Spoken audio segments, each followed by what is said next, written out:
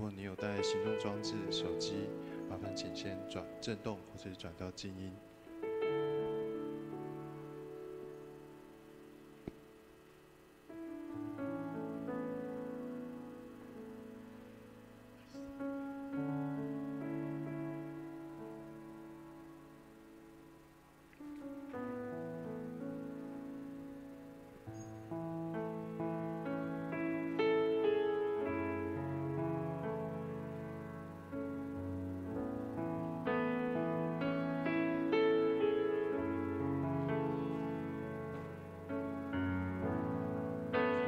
感谢你的十字架，感谢你付上代价，担当我罪和羞愧，使我完全赐下奇妙恩典。感谢你无比的爱，感谢你平衡双手，宝血洗净我污秽，使我了解你完全包容赦免。神羔羊配得，坐在宝座上，头戴着尊贵冠冕，你作王到永远。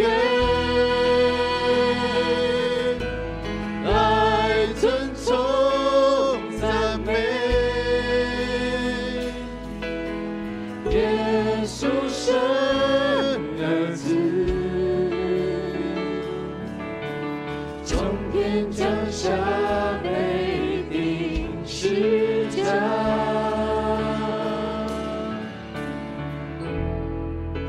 神羔羊配得，神羔羊配得。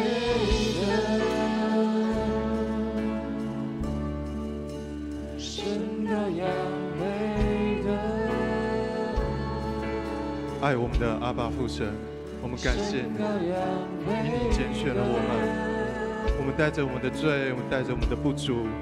主啊，求你赦免我们，用你的宝血浇灌洗净，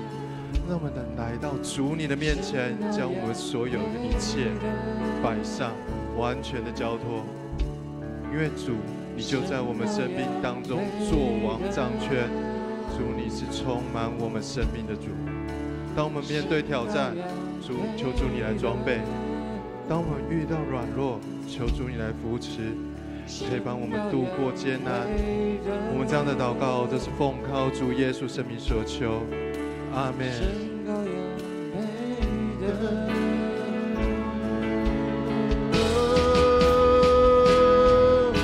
神羔羊配得，坐在宝座上，头戴着尊贵冠冕，你作王到永远，来尊崇赞美耶稣神儿子，从天降下被钉十架，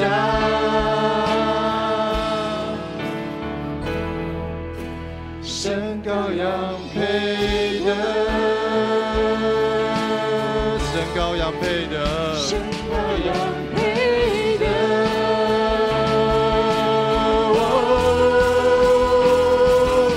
神羔羊配得，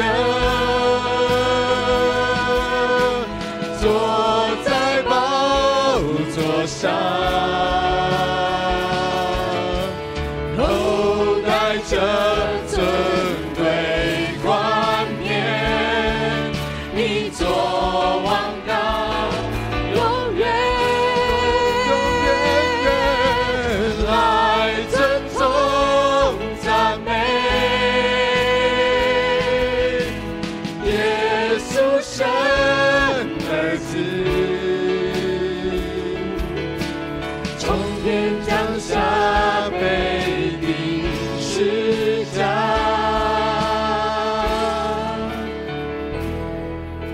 神羔羊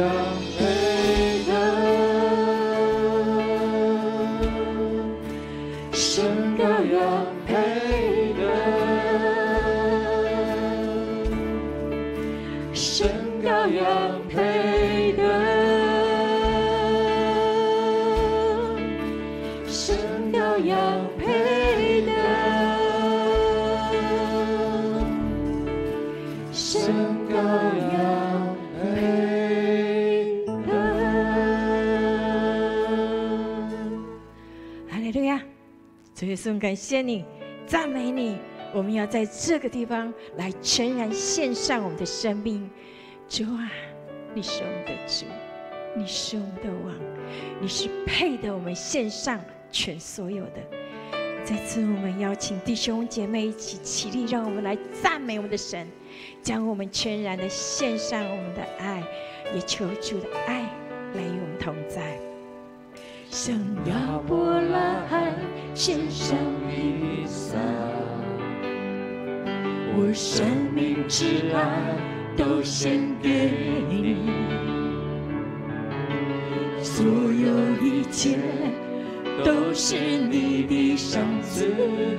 你配得献上全所有。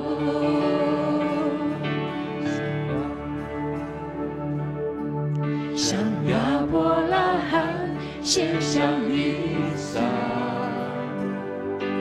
我生命之爱都献给你，所有一切都是你的赏赐，你配得我献上全所有。我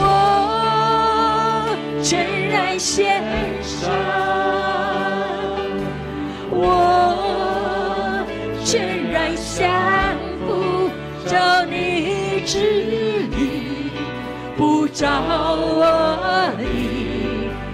跟随你是我的喜乐。我全然献上，我全然降服，在每一天每个选择，我都说我心尊主伟大。我全然献上，我全然降服，照你旨意，不照我的，跟随你是我的喜乐。我全然献上，我全然降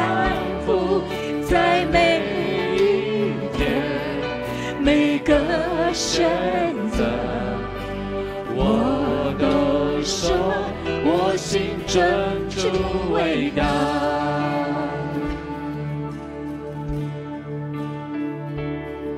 向亚伯拉罕献上以撒，我生命之爱都献给你，所有一切都是你的赏赐，你配得我献上全所有。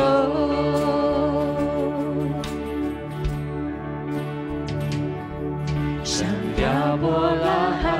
献上以撒，我生命挚爱都献给你。是的，主，你是我的挚爱，我要将我的生命全部都献给你。谢谢你，谢谢你将这一切给我们，主，我们感谢你，赞美你。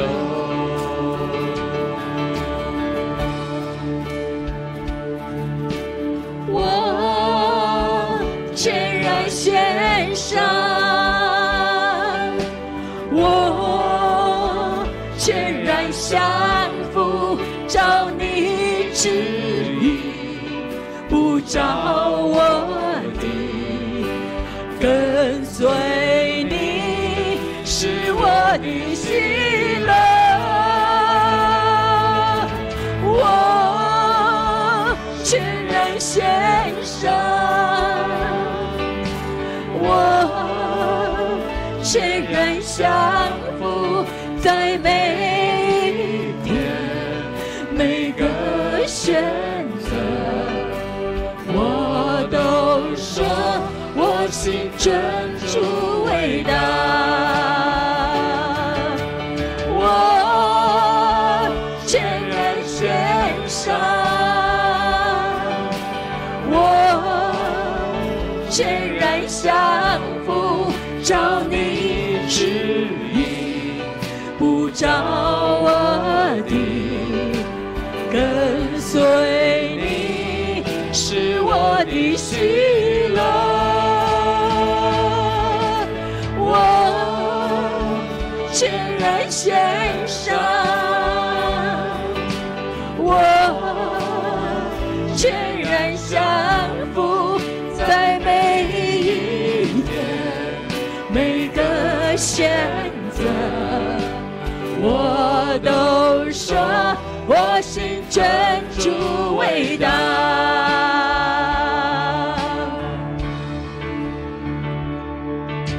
世界就在前头，世界就在后头，我选择耶稣，跟随不回头。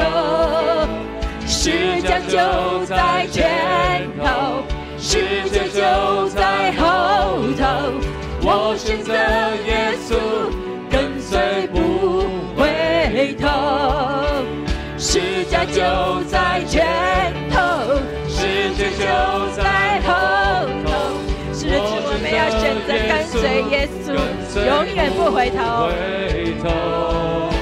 世界就在前头，世界就在后头，我选择耶稣，跟随不回头。我全然献上，我全然降服，照你旨意，不照我的，跟随你是我的喜乐。我全然献上，我全然降服，在每一天每个选择，我都说我心真主伟大。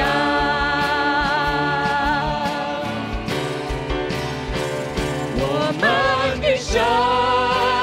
坐在宝座上，圣殿充满荣耀，万民敬拜全能的神，我们尊崇你，圣洁荣耀尊贵能力都归给你。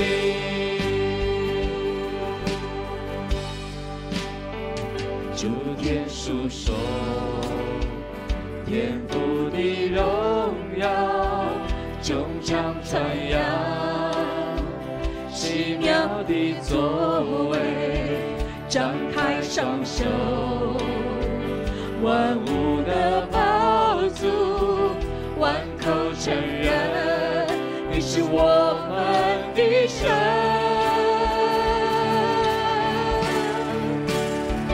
我们的神坐在宝座上，身边充满荣耀，万民敬拜全能的神。我们尊崇你，圣洁荣耀，尊贵能力都归给你。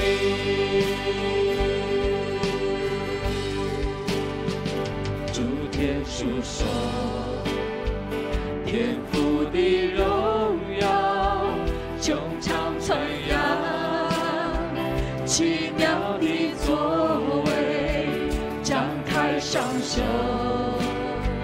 万物的宝主，万口承认你是我们的神。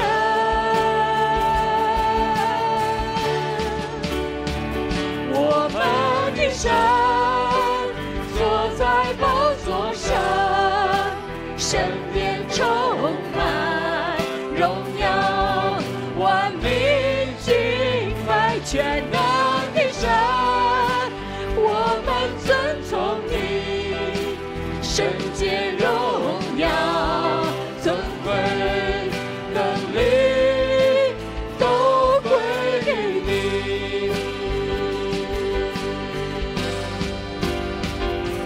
你说话，命里就立；你吹气，就得生命。万物齐唱，哈利路亚！神在，神在，神在。你说话，你说话，命里就立；你吹气，就得生命。万物齐唱，哈利路亚！神在，神在，神在。我们的神，我们的神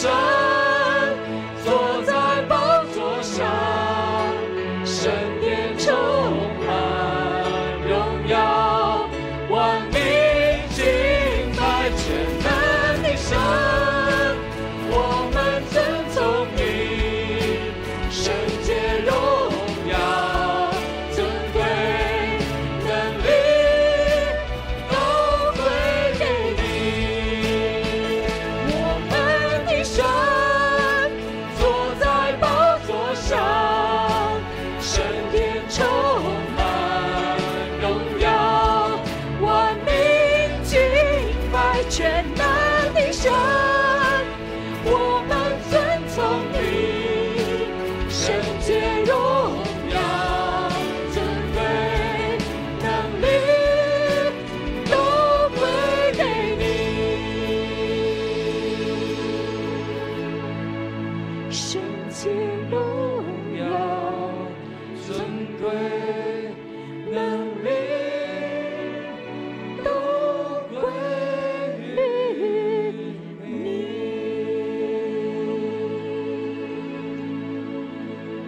是的，我们的神，你是配得一切赞美、配得一切称颂的神，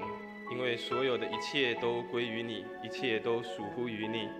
主啊，我们也是属乎于你的，所以我们更应当大声的敬拜、祷告、赞美，将一切所有好的都归给你。主啊，因为我们今天早上的礼拜成为一个荣耀的礼拜，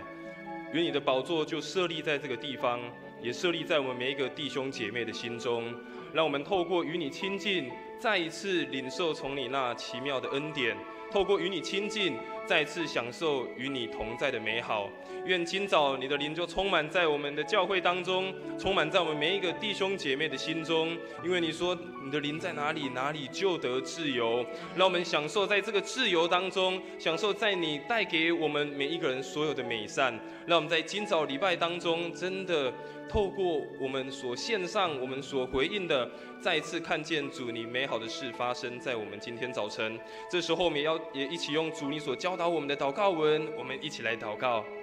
我们在天上的父，愿人都尊你的名为圣。愿你的国降临，愿你的旨意行在地上，如同行在天上。我们日用的饮食，今日赐给我们，免我们的债，如同我们免了人的债，不叫我们遇见试探，救我们脱离凶恶。因为国度、权柄、荣耀，全是你的，直到永远。阿们。大家请坐，把时间交给我们的诗会。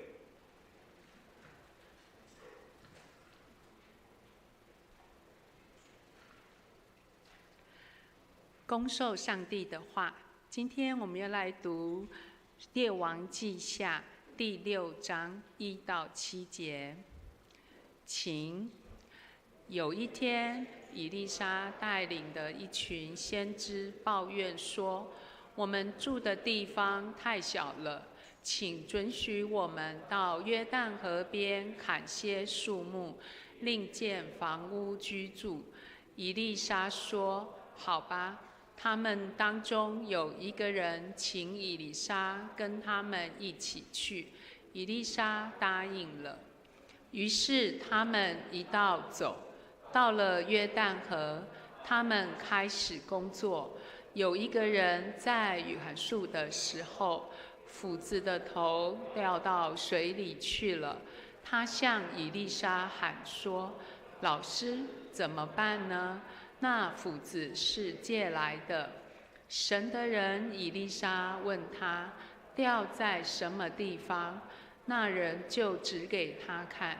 以利沙砍了一根枝子，丢在水里，斧子的头就浮上来。以利沙说：“拿上来吧。”那人就伸手把斧子的头捡起来。愿神祝福他的话语。献诗，今天男诗班要来带我们一起赞美神，他们要献唱的诗歌是主祷文。献诗后，我们要请曾牧师来讲道，讲道的题目是找回失落的斧头。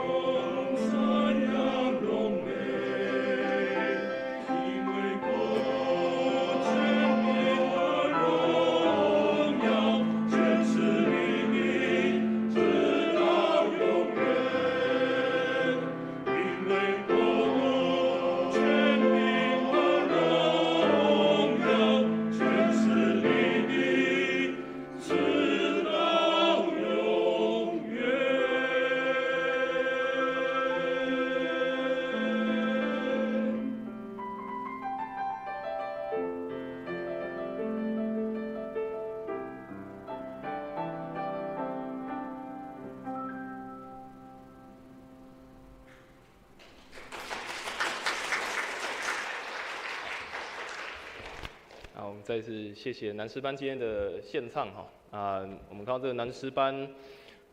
不只有在圣歌队很久的熟男，我们也看到还有大学生也在参与在男诗班当中所以我想这个诗班不是只有圣歌队，然后就是原本的这一群人，欢迎大家对唱歌有兴趣的，一起加入到诗班当中，一起在圣歌队当中，在诗歌当中，可以一起来敬拜赞美我们的上帝。所以我们再一次拍手，谢谢我们的男诗班。也可以先请你们先来退场谢谢。好，亲爱的弟兄姐妹，大家平安。很感谢我们再次来到教会的教会当中，我们一起来敬拜赞美我们的上帝。也愿今天早上我们的敬拜，我们所唱的诗歌，我们所听上帝的话语，再次成为我们每一个人的帮助，成为我们每一个人的鼓励。在开始来分享上帝的信息之前，我们再一次来祷告。我们的父神，感谢你，让我们在礼拜天的早晨，我们再一次分别我们的时间，来到教会当中，一起来敬拜赞美你。主，因为你的慈爱何等的美好，你吸引我们来到你面前，用我们的全心全人来回应你。主，这时候我们要再次透过你的话语来对我们的生命说话。主，求你透过今天圣经当中的话语，再次来使我们的灵命得着丰盛，得着饱足，也在你的话语当中再次得着新的亮光，帮助我们的生命可以不断的成长，不断的更新，将今天的时间全然的交托仰望，求主你来带领保守。我们这样祷告，奉主耶稣的名求，阿们。曾经有看过一个报道，就是曾经看过报道，那这个报道很有趣，他的采访的人都是一些长辈。那这个采访的这些长辈，他们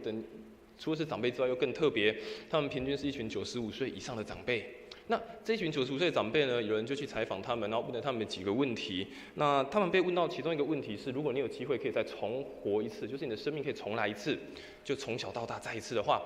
你觉得你的人生会有什么不一样？那当然这些长辈他们就有不同的回答，他们有一些不一样自己的想法。但最多人回答的就是在这些长辈的回答当中，最多人回答的统计第一名是这些长辈他们认为，如果可以重来一次，他们觉得我想要更多的反省，不要做太多鲁莽冲撞的事情。那第二个比较多人回答的是，他们觉得他的人生要更加的积极一点，而不是畏畏缩缩，勇敢一点，做多一点事情。第三个比较多人回答的这些长辈呢，他们说，希望他的人生当他结束他的生命的时候，回到上帝的怀抱之后，他的生命仍然可以留下一些有意义的事情。所以从这些的长辈他们的分享，从这样的调查当中，你会发觉，他在他们的生命当中，他们回顾的时候，好像有一点小小的遗憾，甚至好像有点小小的失落。但对我们每一个所听到来讲，也给我们是一个新的提醒，就是也在提醒我们，好像似乎提醒我们，要好好的去认真过每一天。而也有人在说，人的一生好像就必须要经历过4张床，第一个是婴儿床，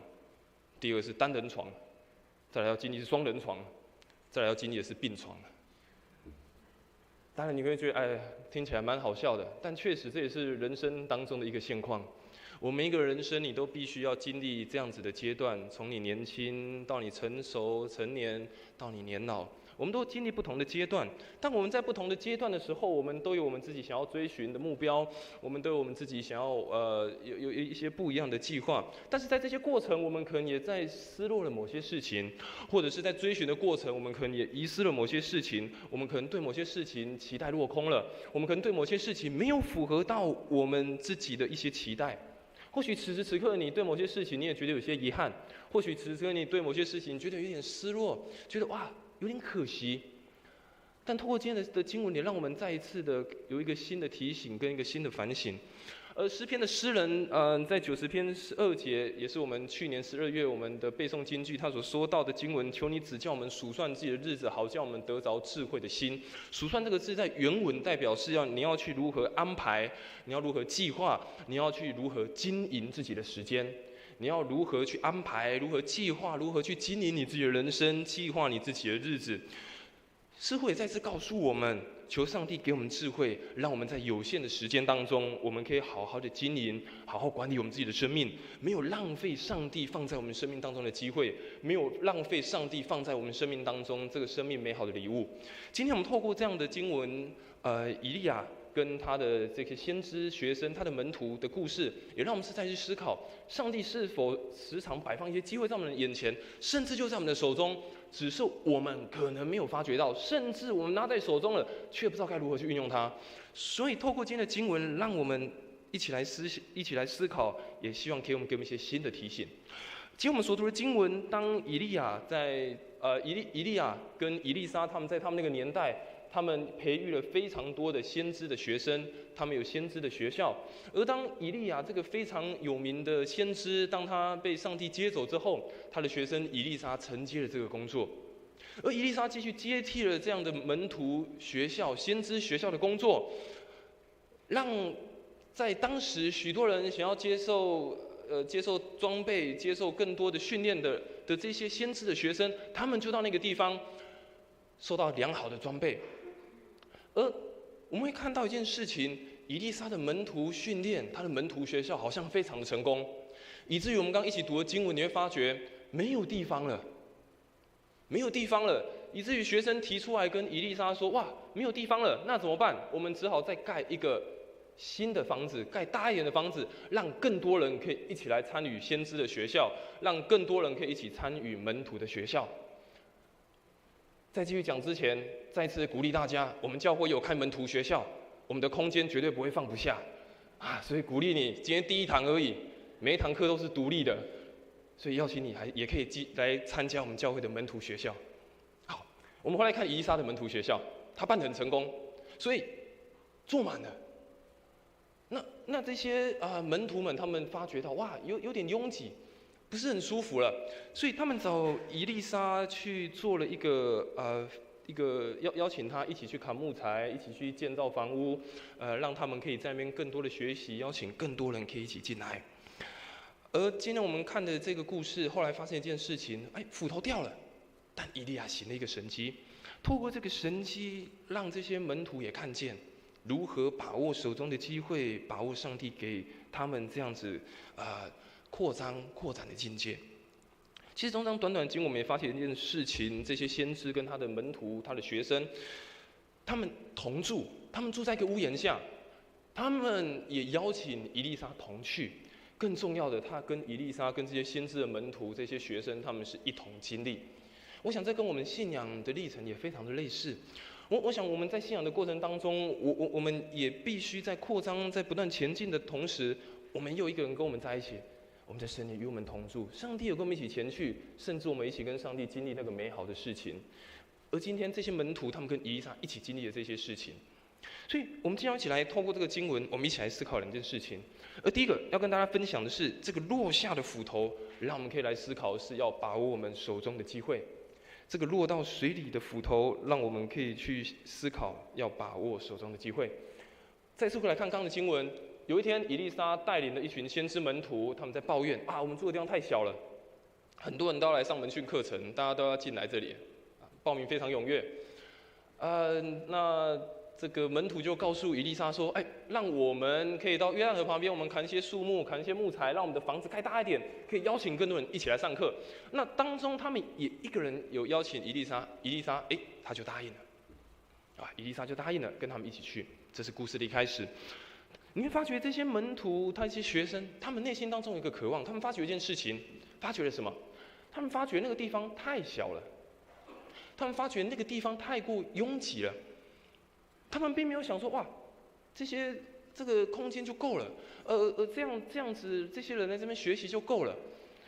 而是他们在想的是如何让更多人可以一起在这个地方一起学习、一起参与。你会发现这些门徒、先知门徒，他们的行动力表示出他们在感觉，在他们要改变的时候，他们感觉到了，他们就愿意去改变。他们的行动力在于他们感觉到了，以至于他们行动。他们感觉到某些事正在改变，感觉到某些事正在发生，所以他们愿意行动，而且是邀请他们的老师一起跟他们去行动，一起去做这件事情。其实对多数人来讲，改变这个事情是很困难的。有时候我们常常感觉到，觉得有些事情需要调整，有些事情可能需要突破，有些事情可能是要有一些不一样新的尝试。但改变很困难，有时候觉得很困难，为什么？会觉得改变好痛苦啊。已经很习惯就惯习这样就好了。有时候觉得改变可能会有一些风险，说明原本的比较好啊。有时候可能觉得会有一些反抗不要啦，原本的这样就好了，不要有新的。心里可能会觉得有点难受，有点觉得不好过。所以有人说改变也许会痛苦一阵子可能会痛苦一阵子，但是不改变有时候可能会痛苦一辈子。但是有这样的认知却是得来不易的。因为人总是喜欢在原本自己舒服的环境，但这些门徒他们感觉到了，虽然这一群人在一起，跟以利沙在一起，跟他的同学们在一起很棒很开心，但他们仍认为他们感觉太拥挤，他们有一个扩展突破的机会，邀请老师一起去做扩展的工作。但是这个事情好像不是那么的顺利。他们虽然感觉到要改变，他们试着去突破，但不是那么的顺利。经文接着我们继续看6章5节怎么描述。有一个人在砍树的时候，很认真去砍树，但是这个斧子的头就掉到水里面去了。砍到一半，斧头就掉进到水里面了。这个人怎么办？大声跟以利沙喊说：“老师怎么办？那个斧头是借来的。”当时的这个铁器也是非常昂贵的一个器具，铁器是非常昂贵的。而且这个不是他们自己有的，不是原本就在先知学校里面，不是以利沙，也不是任何一个门徒所拥有这个贵重的东西，而是他们去借来的。糟糕了，借来的不见了。以利沙跟他们所做的事情，木头好像还没有砍成，房子还没有开始建大，斧头就不见了。怎么办？好像不顺利的事情接二连三的发生。其实有时候跟我们自己的情况，有时候跟我们自己生活的状况也很类似。我们有时候计划一些事情，我们安排一些事情，但有时候跟我们想象的不大一样。有时候计划真的是赶不上变化，跟我们所预备的不大一样。好像这些原本你觉得我好像掌握住了，觉得我好像预备好了，但是这些不顺的事情好像接二连三的来发生。但是这样子借来的斧头，我们可以把它看作是一个机会，我们可以把它看作是一个机会。你可以看作是你一个计划好的目标、计划好的方向，或者是一个你突然得到的一个机会。这些先知门徒，当他们借来的时候，当他们得到这个斧头，他们原本可以做一件事情，他们就可以改善生活嘛。他们前面经文读到，太拥挤了，太不舒服了，但是他们却没有好好的把握。机会来了，有办法去做了，但他们却把它弄丢了。我们的生命有时候会出现借来的斧头，它有时候可能会短暂的出现在我们面前，甚至什么时候会出现，我们没有想办法想到。什么是那个借来的斧头？我们可以把它看作是一个上帝赏赐给我们的恩赐，给我们的能力，甚至是上帝放在我们心中的那个感动跟计划。有时候上帝给我们一个斧头，让你去砍树，让你去扩展，让你去做一些不一样的事情。但当你拿到的时候，你可能会说：“哎，我不知道该怎么办，先不要好了。”甚至你把它弄丢了，忘记为什么一开始你手上拿着那个斧头。忘记你为什么一开始要这么做，有时候不见得好好的把握，甚至你就把这样的机会，神给你的机会就这样错失掉了。曾经看过一本书，这本书叫做《让自己自由》，它是一个日本的作者写的。在这本书当中，这个日本的作者他去采访跟大超过1000个20几岁的年轻人，然后一起对谈，然后有聊天的机会。在那个过程当中，他跟这些年轻人聊天之后，他发现有一个很特别的经验。他跟这些年轻人1对1对谈之后，他发觉当一个倾听别人说话之后，从他回应的口头禅，从他回应的话语当中，可以发现这个人呢，他是不是一个持续成长，是没有抓到机会，或者是他是一个正要走下坡的人。所以当他跟这些1000多个年轻人，然后一起聊天，然后一起对谈讲话之后呢，他得到了2个结论。他得到2个结论，一个是成长中的，一个是逐渐走下坡的。他从他们的回应，从他们的口头禅当中来去了解。好，我们来看，这个作者呢，他先从这个他分类出来、归类出来会比较正向成长、前进的这群人。他说跟这些人聊天之后，他说这些人回应比较多，都会回应什么？回应说原来如此。原来如此，而且他是觉得没有任何一个例外就是他多数都回应说，原来如此，原来如此。他从这些20几位年轻人当中，他自己也归纳进，他说原来如此这一句话，他说让听到的人会觉得说，这个人好像有一个虚心受教的心然后让人觉得对这个倾听者有好感甚至想要为他加油，为他鼓励。好，那另外一个对照组就是刚刚说他研究的另外一个对照组是他认为是在走下坡的。好，那他认为这群走下坡的人，在倾听别人说话之后，他们的口头禅、他们的回应是什么？他们都会出现，但是或者会出现，不过我没有办法接受或者是或者等等等等等。这个作者他说，这会让人这个对话当中会让人想要赶快结束这个话题，而且可能会引起对方的厌恶。那作者认为这样的人可能会失去那个机会，失去成功，失去可以把握的机会。所以在这个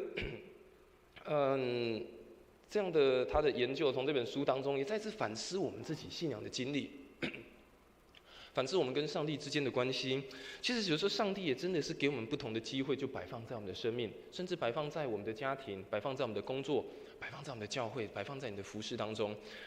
但很多时候，我们不见得，甚至是并没有看重这件事情。有时候我们可能就会说，但是，不过，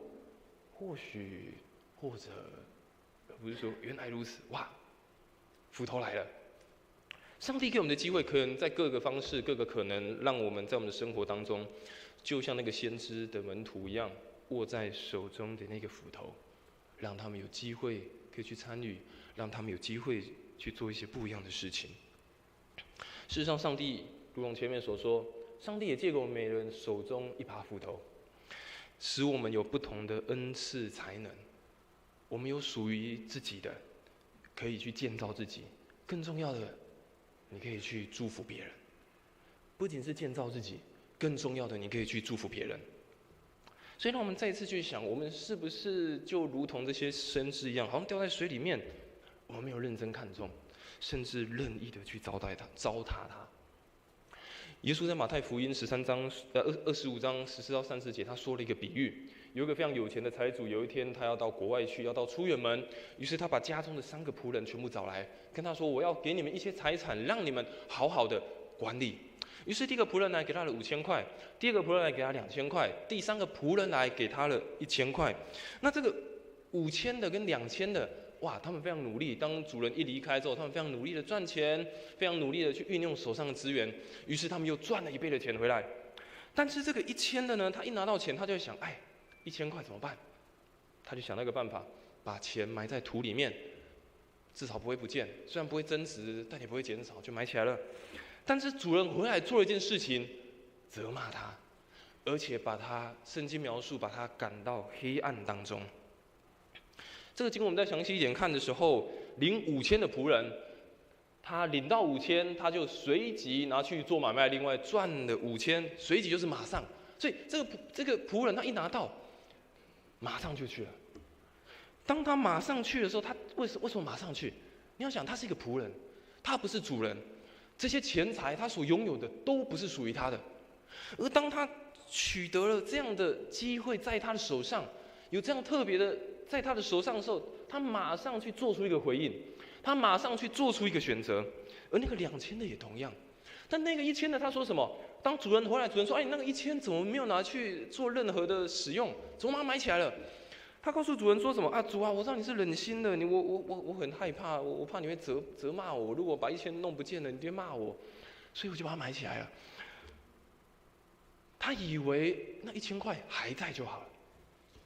他以为那1000块还在就好了，物归原主，拿去给主人，没有多没有少，主人应该很开心。他合理化自己的行为，他觉得还在就好了。我没有弄不见啊，我没有多也没有少，还在嘛。我们发觉主人并没有告诉这3个仆人说你们要怎么做，没有说你们要去投资股票，没有告诉你们要买基金，没有说你们要怎么投资，没有，他只说按他们的才能给他们管理。所以当他们拿到的时候，5000、2000的随即就去做，1000的就把它藏起来。主人没有给他们特别的计划，没有一个定很详细说应该怎么做。但是这些人他们领受了，拿到了这些特别的机会，他们就回应，各自去做各自该有的本分。你也从这个过程当中发觉，每一个人给上帝给我们的也一样，不是多不是少，不是给我们看我们有多或者是少，而是我们愿不愿意把握这些上帝给我们的机会，认真的看待，而且是运用，还是就放在那边就好了，这样就够了，还是愿意去做一个有扩展、愿意突破的机会。约翰福音9章4到5节，约翰福音如此说：趁着白日，我们必须做那差我来者的工；黑夜将到，就没有人能做工了。我在世上的时候是世上的光。耶稣如此说，但他也对他的门徒说什么？你们是世上的光，你们是世上的盐。亲爱的弟兄姐妹，我们是世上的光，是世上的盐。趁着还是白日的时候，还是白天的时候，就努力的将上帝摆放在我们生命当中，摆放在我们手中的那个斧头，好好的去砍伐，好好的去建造，好好的去扩展。人生的每一个时刻，不论你现在几岁，不论你现在经历了什么事，每一个时刻，每一个时机，都如同上帝借给我们的斧头，它不属于我们。有一天上帝会收回去，有一天上帝是会收回去的。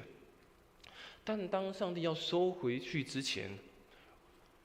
我们应当学习好好的善待它，好好的把握它，发挥出生命的价值，发挥出生命的意义。第二个跟大家分享的，虽然这个斧头可能你觉得现在好像丢失了，好像觉得遗落在哪里，好像还没找到，但是以利沙帮助这些门徒，帮助他的学生再一次看到，这个斧头会再一次的浮起来，而且会得到一个再次重来的机会。这个斧头是会浮起来的，会得到一个再次重来的机会。我们接着看刚的经文，在第6章6到7节，当这些门徒在那边大喊说：主啊，老师啊，怎么办？借来的斧头掉到水里了。以利沙接着告诉这些门徒，问这些门徒说：“掉在什么地方了？掉在约旦河的什么地方？”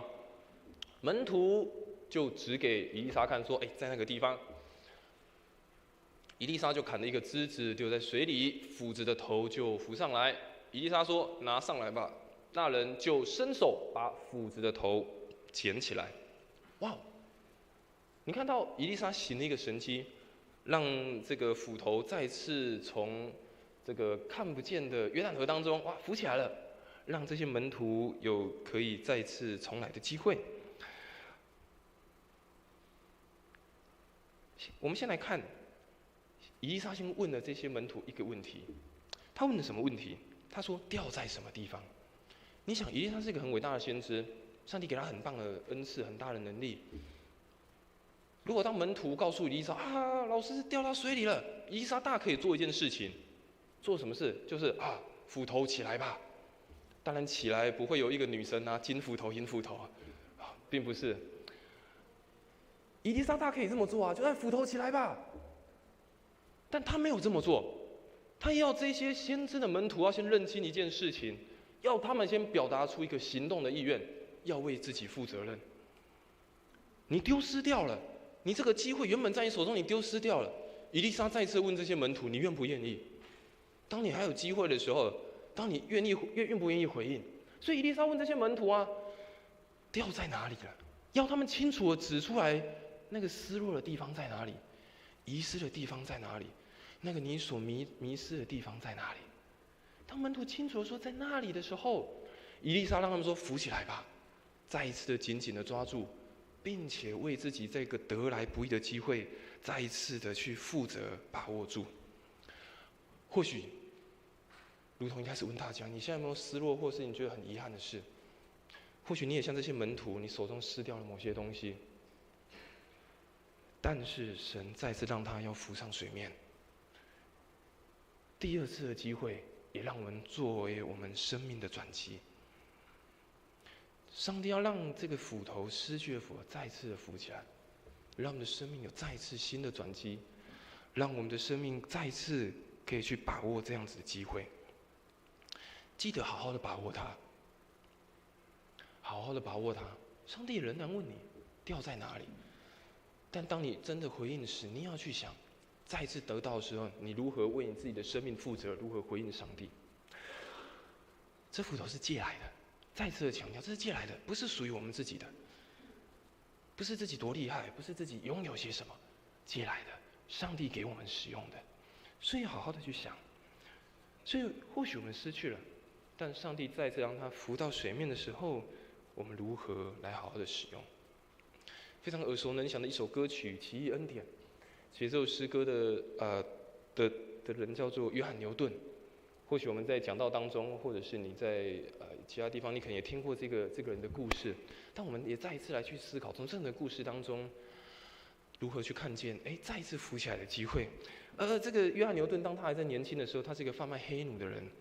他年轻不觉得这个有错，他觉得这就是一桩买卖，这是一个交易，所以他觉得贩卖黑奴没有什么问题。但有一次，当他在航行的时候，在要出海航行的时候，他读到一本书，这本书叫做《效法基督》。而当他在读这本书的时候，他开始去思想过去生命当中的错误，开始去思想过去生命当中所犯一些邪恶的事情。那他一个思想就开始在脑海中不断的打转，在想，他说：“如果神真的是真的，那我应该怎么办？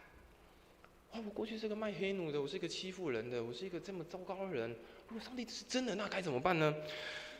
他开始祈求上帝的怜悯，祈求上帝的帮助。他跟上帝祷告说：“上帝，我一无所有了，我不知道该怎么办，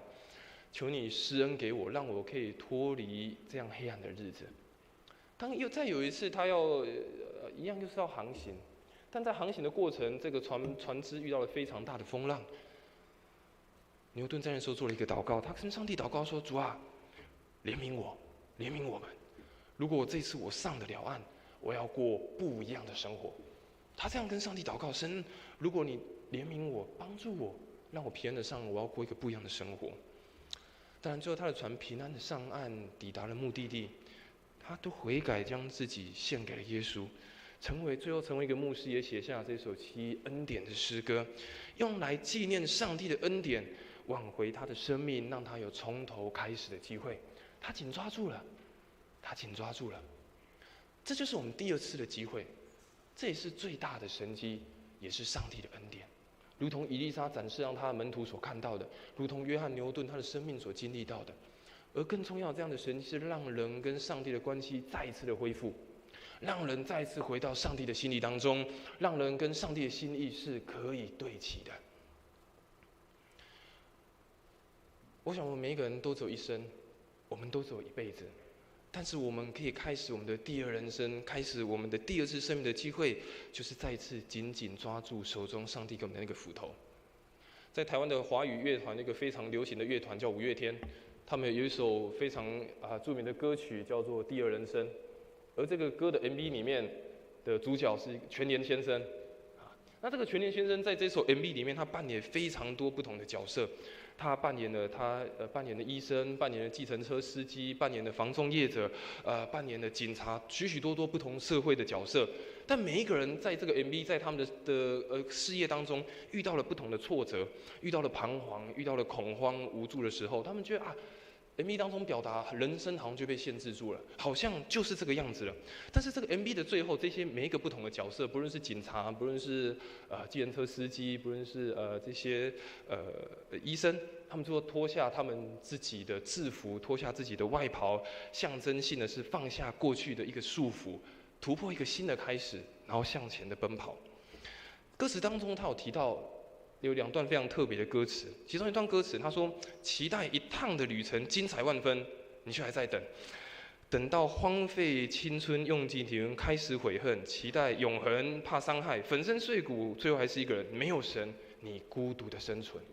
当没有神与你同在，当没有紧握住那个机会，确实就如同歌词所说的，人生好像就是如此，被限制住，被抓住了，没有神，好像是一个人孤独的生存。但是后面的歌词，第2段的歌词，他说：“期待一种永恒，即使伤痕也奋不顾身。也许会一个人陪着你向新人生启程，生命还没有黄昏，下一站你的第2人生。”当然，这是一首流行的诗歌，不是我们教会的诗歌。但是从这张诗歌，你可以反思：那个人是谁？是我们的神，给你再一次的机会，让你的第2人生可以继续的往前。不论你现在几岁，不论你现在做些什么，神都与你同在。那个已经失去掉在约旦河里可能看不到那个斧头，再一次的浮上来，紧紧的抓住，找到上帝要你前去、要你去扩展的机会。保罗在哥林多后书5章17节如此说：“若有人在基督里，他就是新造的人，旧事已过，都变成新的了。”保罗也是用他的生命在做见证啊。过去保罗的生命，他是一个在抓基督徒，然后以抓基督徒为乐的一个生命。他觉得哇，抓基督徒很棒，很开心，他生命的成就感。但他遇见上帝之后，他才发觉，哦不，这不是我要的。当他遇见上帝的时候，他才发觉他为上帝而活，不再是为生命的错过以及浪费在过活。他发现他生命过去是错过的，是浪费的，是很可惜的。他后面成为一个很伟大的宣教士，不断的传福音。我们也要把握这个不常有的机会。不知道上帝在什么时候把那个机会放在你手中，或许就是此时此刻，或许还没有到，或许你可能失落了。但是当有的时候，为上帝、为自己创造出一个新的生命的价值，为自己的生命活出一个新的，而且是一个美妙的篇章。当我们看见自己的限制，如同这些先知门徒、先知学生看见他们在那个限制当中，在那个学校、在那个住宿的限制当中，他们向以利沙求一个扩张的境界。同样，当我们看见的时候，我们也跟上帝求一个可以扩展的机会。我想，上帝也会把那样机会的斧头再次放到我们的手中。上帝也会把那样机会的斧头放在我们的手中。今天我们也可能也失落了些什么，今天我们可能也遗失了什么，或者是今天我们也仍然还在寻找什么，或者是今天我们也在试着去突破、扩展些什么。但愿神带领我们，让我们所走的这条路不是只有我们自己所走的。上帝要陪伴我们去重寻那些失落的东西，那些我们错过的机会，那些上帝给我们的恩赐才能，让我们可以再次重新握住那个斧头，让我们可以得着重寻回那个失落的信心跟祝福。也让我们再次发现自己的限制跟缺乏的时候，向上帝求一个扩展的机会，让这个神迹也彰显在我们的生命当中，让我们有勇气去服侍神、服侍人、服侍教会、服侍你身边的每一个人。斧头扶上来了，先知说：“拿起来吧。”斧头扶上来了，先知告诉门徒说：“拿起来吧。”这是一个拿起来的时刻。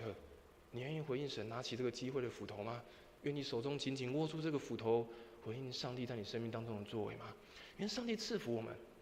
让我们再次寻回对神的信心，对神的信靠，让我们在我们人生当中每一个时刻紧紧地抓住上帝特别的计划跟应许。我们一起来唱一首回应的诗歌，这首诗歌叫做《炼净我》。我们一起透过这一首诗歌，再一次来向神来回应，求神来炼净我们，使我们可以更像他，将我们所有的一切放在神的面前，求神来带领，求神来帮助，让我们一生走在他的旨意，在他的道路当中与他同行。我们一起来唱这首诗歌。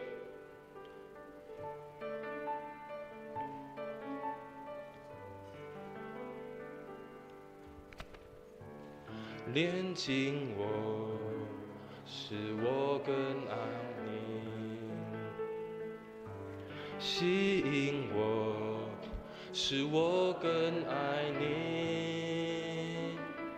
所有梦想和骄傲都放在你脚前，我要完全顺服。炼净我，再次从头唱。炼净我，使我更像你；吸引我，使我更爱你。所有梦想和骄傲都放在你脚前，我要完全顺服。献上自己，完全为你用，放下自己，愿你的荣耀，全心跟随，活出你呼召。父神，我只愿为你活，献上生命，完全为你用。献上生命，完全为你用，放下自己，愿你的荣耀，全心跟随，活出你呼召。父神，我只愿为你活。父神，我只愿为你活。父神，我只愿为你活。我们一起来为两件事情来祷告。第一件事情，我邀请弟兄姐妹，我们为自己来祷告。透过今天的经文，也让我们再次思考，或许现在我们可能有失落某些事情，可能是你对信仰的热情，对信仰的初心，可能失去了你对服事，对于在教会当中，在这个信仰当中，你可能有疑惑，你可能有迷惘。求神再次开阔你的境界，让你找到上帝在你生命当中的恩赐跟才能。也求神帮助每一个弟兄姐妹为自己祷告。或许你现在的生命有些失落，有些遗憾的地方，但求神来补足你，让你看见再一次的机会，在你的生命当中找到那个重生的力量。第二件事情，我们也为了我们教会当中的需要的弟兄姐妹来祷告，求神来帮助，让这些需要的弟兄姐妹，不论在身心灵，在任何的地方，都有主的帮助，都有主的看顾，使他们再次得到坚固。我们一起开口为这两件事情，我们来祷告。是我们这边的同在，我们谢谢你是在我们过程当中，谢谢你是带领我们，是看顾，谢谢你是在我们的同在，是谢谢你。在过程当中，我们的同在，是谢谢你是在。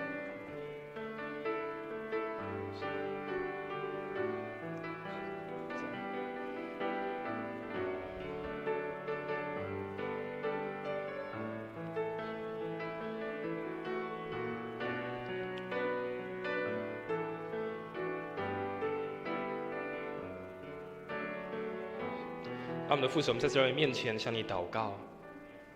主，你晓得我们每一个人的心意，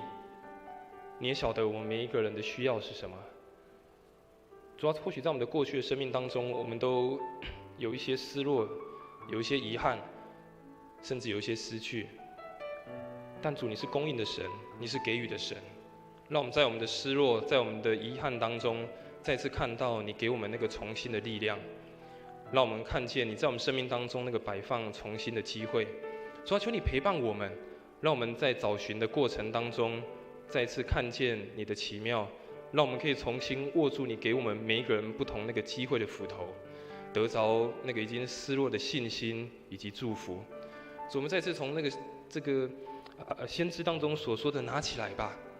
也再一次的激励我们、鼓励我们，让我们真的愿意拿起来。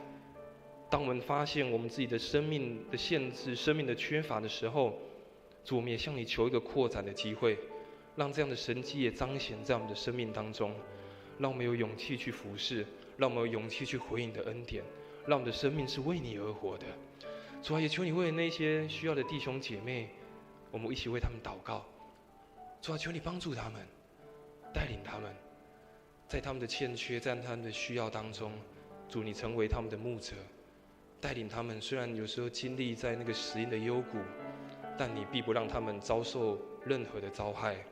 你要让他们再一次走到那个青草地当中，你要让他们再一次看见你的美好，再一次让他们学习倚靠，学习看见主在他们生命当中的记号，带领他们，也再次赐福每个弟兄姐妹，让我们抓着你在我们生命当中的机会，不断回应你的恩典，在我们的教会，在我们的服事，在我们的个人，在我们的家庭，在我们所接触到的每一个人当中，来不断分享你的祝福、你的恩典。感谢你，再次将我们每一个人摆上，祷告奉主耶稣的名求，阿们。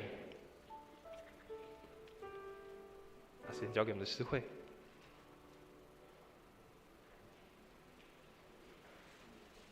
我们一起来奉献。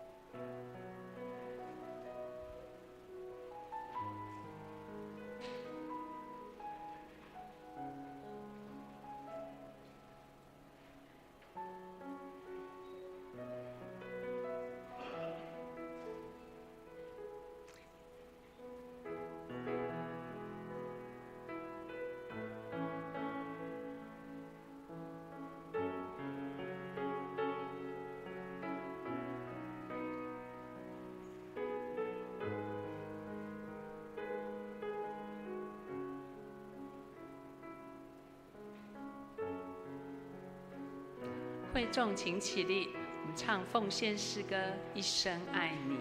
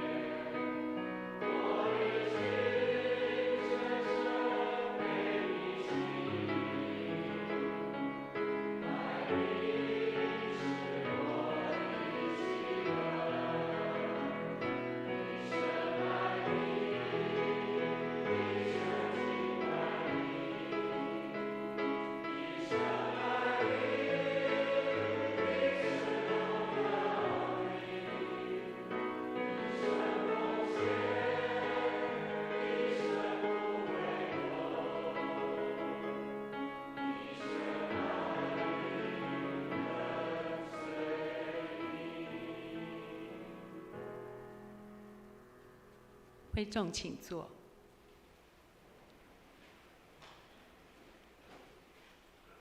们一起来读本月的金句，请耶和华有怜悯，有恩典，不轻易发怒，且有丰盛的慈爱。诗篇103篇第8节，我们一同来看周报。在周报的第2页，夏主日的服事，我们主理是夏文学牧师，司理是厉志强长老，其他的服事同工，请我们自己留意。第3页，牧区的聚会消息以及出席，请我们自己来看，来关心。第4页，肢体交通的部分，第1项，本主日是国内外宣道奉献主日。总会传道委员会设立此主日，是要为国内传道福音事工整合平台，推动新眼光读经、信徒灵命的养成、牧职神学生培育，还有国外及国内宣教事工。关怀派驻在国外的宣教师事工，期待我们的兄姐们一同来关心，一同来代祷。我们教会呢，将统筹以宣教专账来拨款奉献，也欢迎兄姐若有感动，可以到周代桌来索取奉献袋，参与奉献。第2点。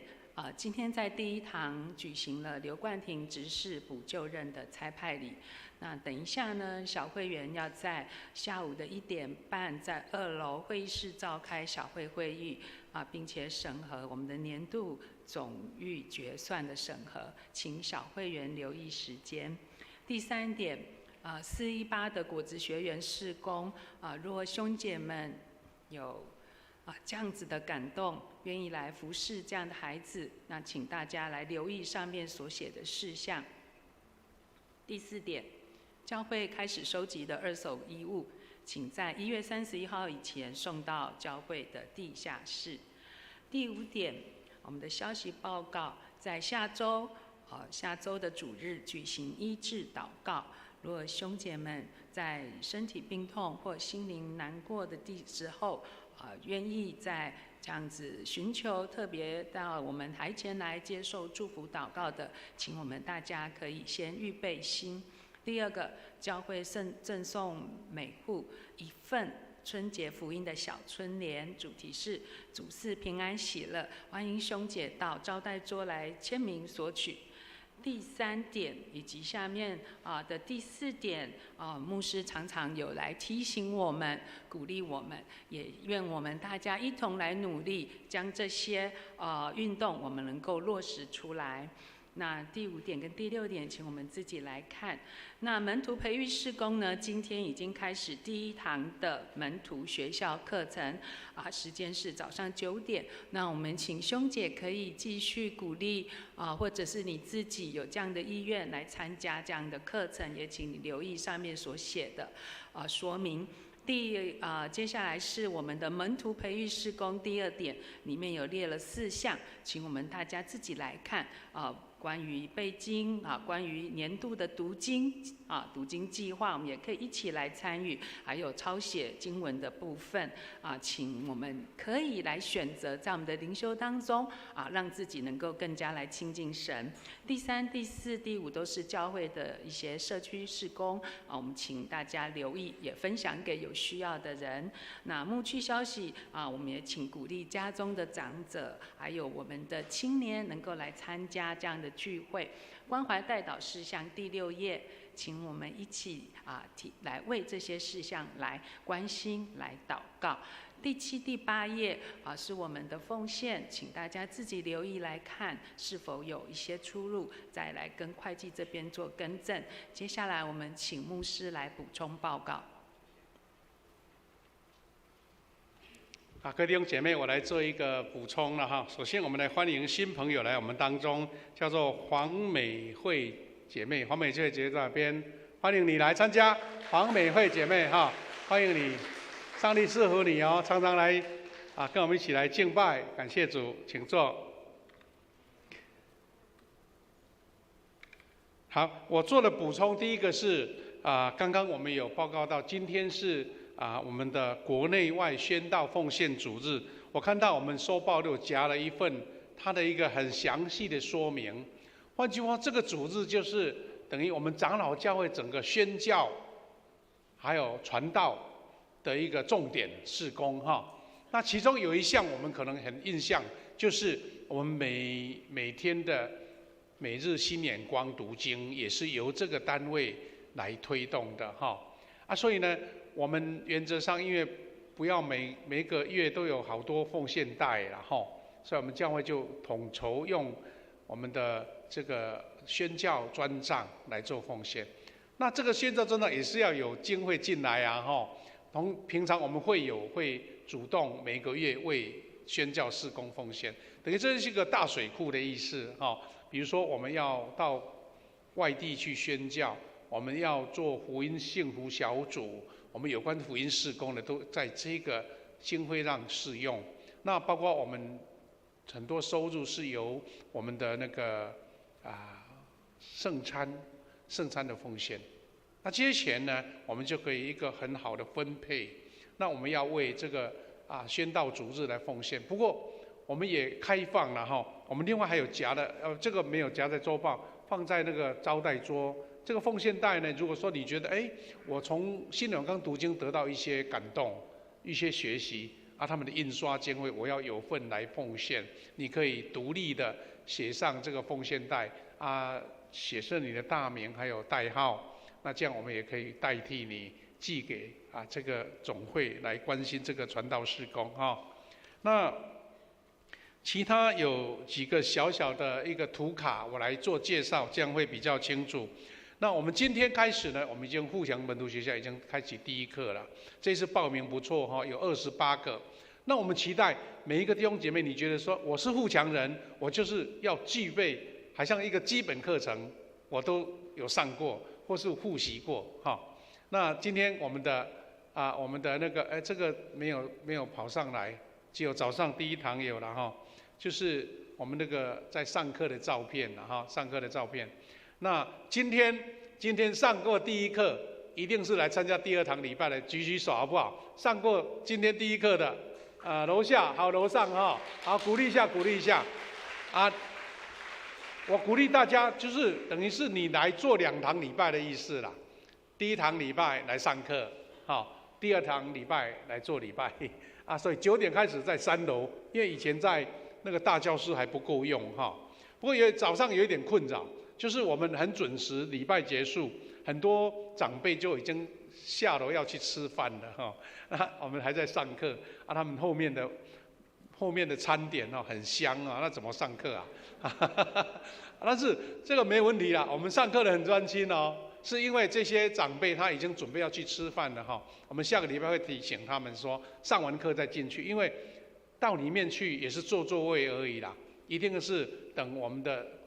主日爱餐服务人员祷告了才开始开动。太早吃也会很快就饿了，下午就2、3点就肚子饿了哈。不过这跟我们第2堂礼拜没有影响，是第1堂礼拜哈。那第2个是我们的370天的读经，那我们已经开始了哈，很多人都跟着这个图卡在进行。我们的干事每一天都会贴一张图卡，说今天读到哪里，读到哪里。你如果可以，小组长转传一下到你的群组，说我们今天要提醒今天读哪里。如果按部就班，每一天读，你就不会累积太多了哈。但有人是说今天我没有上班，我要一下子赶行程哈。但是我们记得，这个读经是为了灵修，为了跟神对话，而不是说为了赶业绩就对了哈。所以我们也有另外一个抄圣经哈，抄圣经，我们有真言书的抄圣经今年是这一本比较特别，它还有注音哈。所以你如果要你的小孩一起来抄也很好哈。我们的今天已经那个手册已经到了如果你有报名要抄写的，可以到楼下。我们要先缴钱这个报名费的意思。你我抄完了，把你这个抄完的手册拿过来钱退还给你，我们还会赠送小礼物来鼓励你第2种是诗篇它有3小本，一本就是50篇。那这个抄写方式是由风声出版社所做的，它是直接印在印在空格里面，你只要在上面描写就好，把它描一下。所以你可以买那个比较黑的笔，黑色的笔才涂得进去哦，因为那个字在上面，你就在上面跟着写。好这个颜色没有那么深啊，浅浅的那另外我们也推动敬虔运动，刚刚邱一直已经讲说，牧师常常讲我听很多牧师讲说，重要的事情就是要常常讲，让大家觉得说不是不耐烦，是觉得很重要，大家一起来遵守周报里面有写两个层次的，一个是我们来检验看看我们有没有参与每周主日礼拜，每周参加祷告会，参加一个小组跟团契参一项教会事工服事，这4项是我们互强人，每一个人你有这样的本分就对了好像我们的互强人的基本生活态度第二种是一种今年的一个推动努力第一个就是口田、脸田、心田的3田运动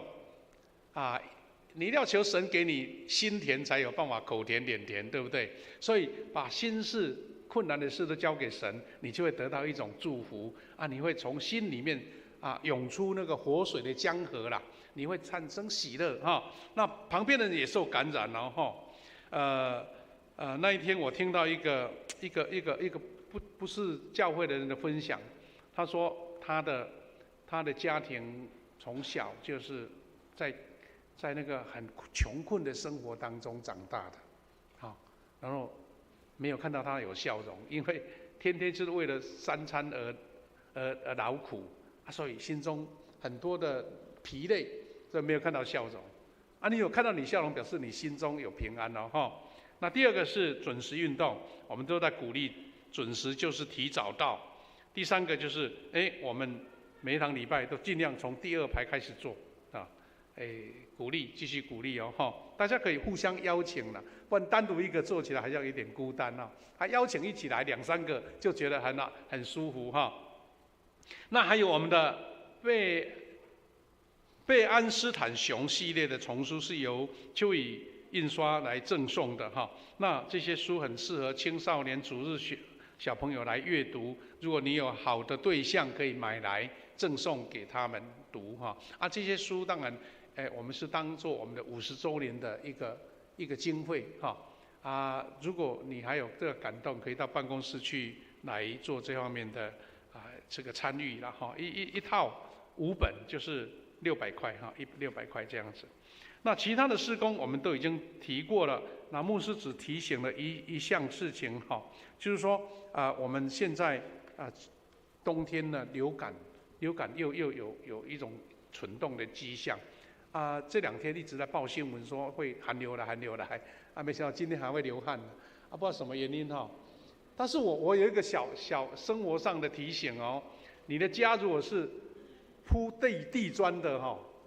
一下子太冷，听说会爆起来，那个地砖会爆起来，所以你如果觉得寒流一来家里面不要全部窗户都打开，因为太冷了还是会冷热会产生。我们这边有建筑师我知道，但是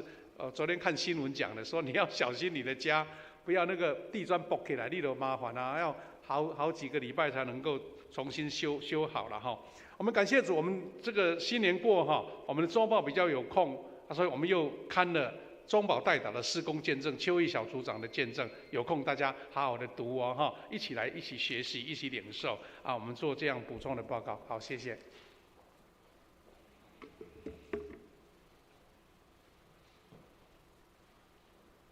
颂荣我的神，我的王啊！诗歌后，我们请曾牧师为我们祝祷。神，我的王啊，我要遵从你的命，我要永远赠送你。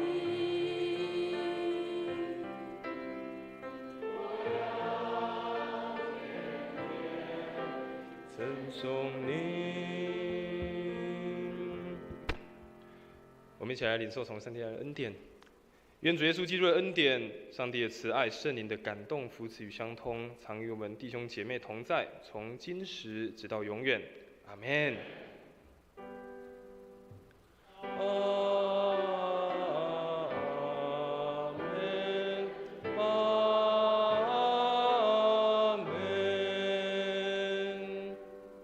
大家请坐，来默祷闭会。